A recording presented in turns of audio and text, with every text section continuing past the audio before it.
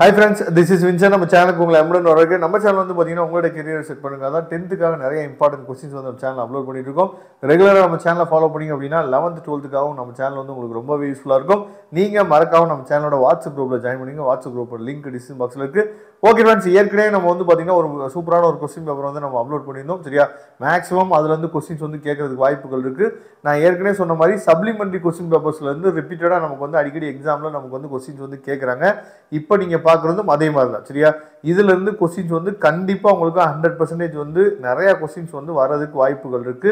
அதனால இப்போ one words வந்து பாக்குறீங்க. சரியா, இந்த சயின்ஸ் கொஸ்டின்ஸ்லாம் வந்து பாத்தீங்கன்னா இந்த ஒன் வேர்டு வந்து உங்களுக்கு கேட்டாங்க அப்படின்னா, ஏன்னா நீங்க எக்ஸாம் நம்ம நெருங்கியாச்சு, இந்த நேரத்தில் மேக்ஸிமம் நீங்க ஒன் வேர்ட்ஸ்லாம் நல்லா நீங்க ப்ரிப்பேர் பண்ணிருப்பீங்கன்னு நினைக்கிறேன். சரியா, இந்த கொஸ்டின் பேப்பர்ஸ்ல இருக்க ஒன் வேர்ட்ஸ் வந்து கேட்டாங்க அப்படின்னா நீங்க எவ்வளவு மார்க் வந்து உங்களால ஸ்கோர் பண்ண முடியும் ஒன் வேர்ட்ஸுக்கு? சரியா, 12 out of 12 வந்து ஸ்கோர் பண்ணிடுவீங்களா, இல்லை 10 ஒன் வேர்டு நீங்கள் வந்து ஸ்கோர் பண்ண முடியுமா அப்படிங்கிறத பார்த்தோன்னே உங்களுக்கு ஆன்சர்ஸ் வந்து தெரியும். சரியா, அப்படி இருந்துச்சு அப்படின்னா நீங்கள் எவ்வளோ மார்க் வந்து ஸ்கோர் பண்ணுவீங்க அப்படிங்கிறத நீங்கள் என்ன பண்ணலாம் பார்த்தா கமெண்ட் பாக்ஸில் சொல்லலாம்.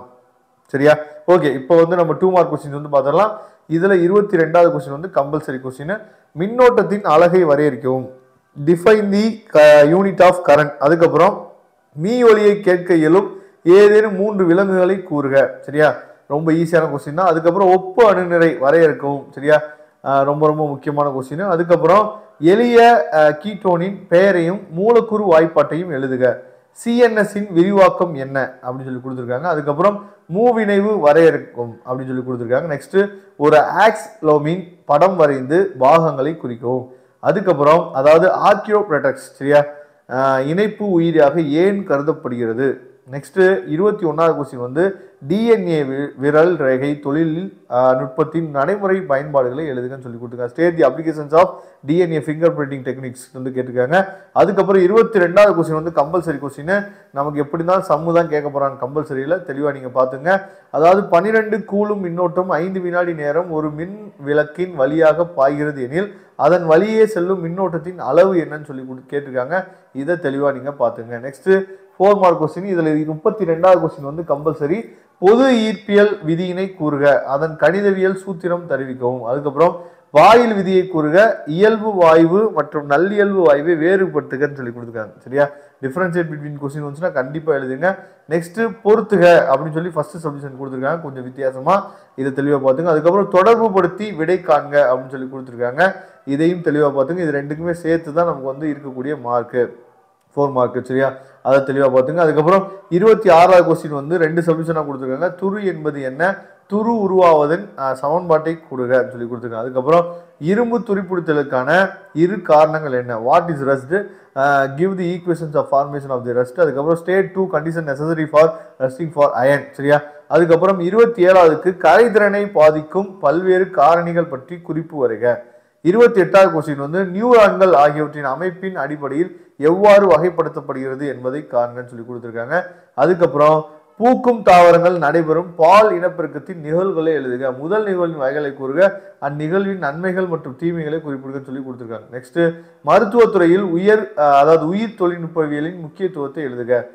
திருத்தி அதாவது எடிட்டர் குறித்தும் அதன் பகுதிகள் குறித்தும் எழுதுக. நெக்ஸ்ட் 32வது கொஸ்டின் வந்து கம்பல்சரி. கால்சியம் கார்பனேட்டில் CaCO3 உள்ள ஒவ்வொரு தனிமத்தின் சரியா சதவீத இயல்பினை காண்கன்னு சொல்லி கொடுத்துருக்காங்க. அணுநிறை வந்து CAக்கு 40, சிக்கு வந்து 12, ஓக்கு வந்து 16 வந்து கொடுத்துருக்காங்க, பார்த்துங்க. Next 7 mark question. 7 mark question வந்து நமக்கு மேக்ஸிமம் இந்த மாதிரி சப்ளிஷனில் கொடுக்கறதுக்கு தான் வாய்ப்பு வந்து அதிகம். இப்போ 33ல் கொஸ்டின் வந்து பார்த்தீங்கன்னா குவிலன்ஸ் ஒன்றில் F மற்றும் 2F புள்ளிகளுக்கு இடையே உள்ள பொருள் அதாவது வைக்கப்படும் பொழுது உருவாக்கப்படும் பிம்பத்திற்கான கதிர்படம் வரைக. ராலே சிதறல் விதியை கூறுக. குவிலன்ஸ் மற்றும் குளிலன்ஸை வேறுபடுத்துகன்னு சொல்லி கொடுத்துருக்காங்க.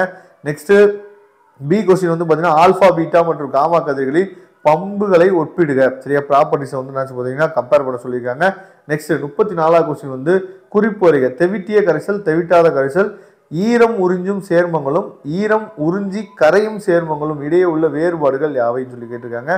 அதுக்கப்புறம் 34ல் சரியா, ஃபர்ஸ்ட் ஒன் வந்து பார்த்தீங்கன்னா வேதி சமநிலை என்றால் என்ன, அதன் பண்புகள் யாவை, மீள் மற்றும் மீளா வினைகளை வேறுபடுத்துக. சரியா, இதை தெளிவாக நீங்கள் பார்த்துங்க. 35வது கொஸ்டின்ல கொஸ்டின் வந்து பார்த்தீங்க அப்படின்னா டிஎன்ஏ அமைப்பு மற்றும் அமைப்பு எவ்வாறு உருவாகியுள்ளது, டிஎன்ஏவின் உயிரியல் முக்கியத்துவம் யாது, நெக்ஸ்ட்டு கொஸ்டின் வந்து பார்த்தீங்கன்னா ஹெச்ஐவி பரவக்கூடிய பல்வேறு வகைகளை கூறுக. அதுக்கப்புறம் மழைநீர் சேமிப்பின் முக்கியத்துவத்தை கூறுகன்னு சொல்லி கொடுத்துருக்காங்க. இதை தெளிவாக பார்த்துங்க. இதோட பிடிஎஃப் லிங்க் நான் டிஸ்கிரிப்ஷன் பாக்ஸில் கொடுத்துருக்கேன். கண்டிப்பாக இதுலேருந்து 100% வந்து வர்றதுக்கு வாய்ப்புகள் இருக்குது. ஃபாலோ பண்ணிங்க. நாம நெக்ஸ்ட் வீடியோவில் சந்திக்கலாம். ஏற்கனவே வந்து 12th சயின்ஸுக்காக இம்பார்ட்டன்ட் கொஸ்டின்ஸ் வந்து நம்ம போட்டிருக்கோம். அதோட லிங்க்கும் டிஸ்கிரிப்ஷன் பாக்ஸில் இருக்குது. எடுத்து யூஸ் பண்ணிங்க. தேங்க்யூ. நம்ம நெக்ஸ்ட் வீடியோ பார்க்கலாம்.